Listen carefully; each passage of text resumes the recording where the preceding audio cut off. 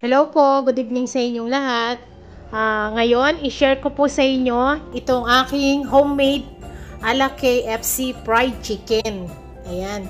So, ito po yung mga ingredients natin. Wala po tayong takal dito. Kayo po yung tatansya sa dami ng manok na gusto nyo. Ito po yung chicken natin.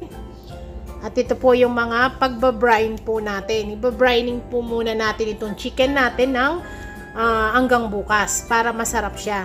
Ito po yung bay leaves, garlic, onions, sugar, konti lang po yon. At ito pong asin, damihan ninyo. At hindi naman po aalat yan kasi babrining muna natin yan.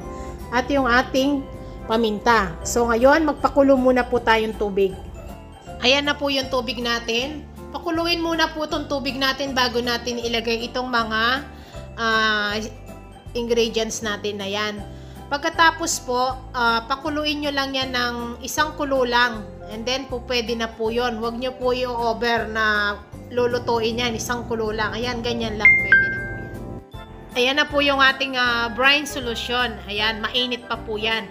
Palamigin nyo muna po yung brine solution natin bago nyo po i-marinate yung manok dyan. Huwag nyo po ilalagay dyan hanggat hindi malamig yan, okay? Ayan na po yung ating brine solution. Malamig na po ito. Pwede na natin lagay ang ating mga manok ngayon. Kagaya po na sinabi ko, wag nyo silang ilalagay dyan sa solution natin na yan hanggat hindi malamig yung niluto natin na yan. At takpan na po natin ang cling plastic. Ilagay natin sa ref ng 9 hours. So then, ayan na po siya. Umabot po ng 9 hours yan sa ref natin. So, ang gawin po natin yan, itapon natin ang tubig na yan at alisin natin yung mga Ayan, wala na po yung tubig niya, tinapon na natin. So, ngayon, i-drain po natin yan ng mga 20 minutes lang pag wala, tuyo na siya. Okay? Set aside muna po natin. Dito muna tayo sa mga spices natin. Umpisahin natin sa onion powder, garlic powder, coriander powder, ginger powder, chili powder, paprika, black pepper na white, at turmeric powder, at ito pong ating asin. Ayan. So, mamaya ako na lang po ilalagay ang sukat niya sa description box natin o pwede nyo rin po siyang tansyahin na sa inyo. At ito po yung ating cornstarch at saka corn flour. Ayan.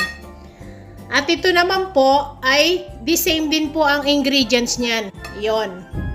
Tika kalahati lang po ito. So, susulat ko na lang po sa description natin kagaya ng sinabi ko. Ngayon, umpisahin na po natin ang paglagay.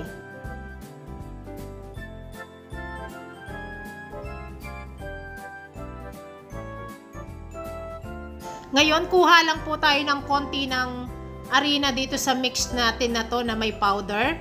Lalagyan po natin ito ng tubig na malamig at hahaluin natin yan ng mabuti. At ang texture po, yung parang gatas lang ang dating, yung parang ganyan lang. Ayan po. Yan po ay pambabad natin mamaya sa chicken bago natin siya pagulungin sa harina. At ito po yung manok na dinrain natin kanina. At ito pong spices na to, another spices yan, katulad lang din ng linagay natin sa harina natin kanina. At lagyan natin ng konting magic sarap. At hindi na po ako maglalagay ng asin kasi maalat na po yung magic sarap at yung ating manok dahil sa pag-brining natin.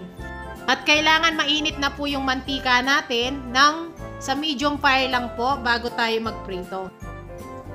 Ayan po yung mantika, mainit na. So, ang gawin po natin yan, dito muna po tayo sa liquid na ginawa natin kanina. Ayan, yung pinakita ko sa inyo. Kuha lang kayong ganyan. Ibabad nyo siya dito. Tapos po, ito yung harina natin, i-coated nyo siya dito. Yan, balutin nyo siyang ganyan. Then, ipagpag nyo siya. Then, isang babad pa po dito sa, natin, yung liquid natin. Bali, dalawang babad po siya, okay? So, ayan.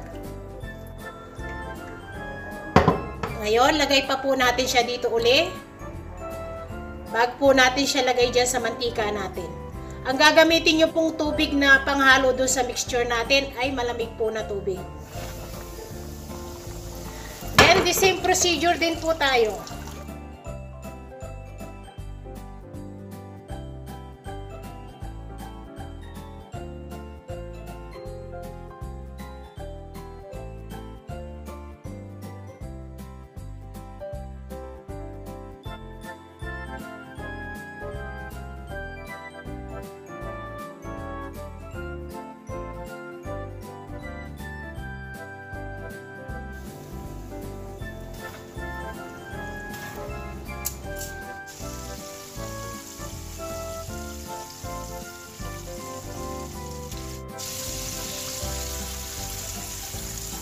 Ito na po yung ating ala KFC chicken. Ayan, natapos na po siya.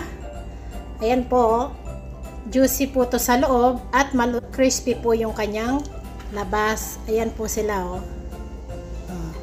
Napakalutong po nito. Ayan, oh.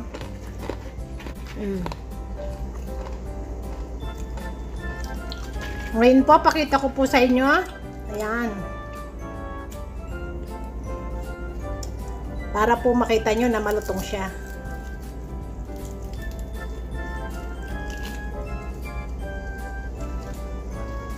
Ayan po. Napakalambot po niya, kaya lang mainit pa siya, hindi natin mahawakan. No?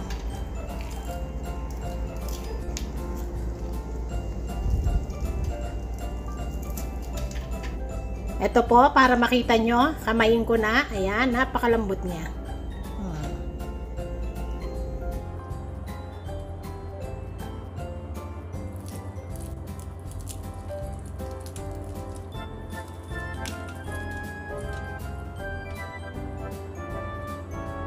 Okay po, salamat po.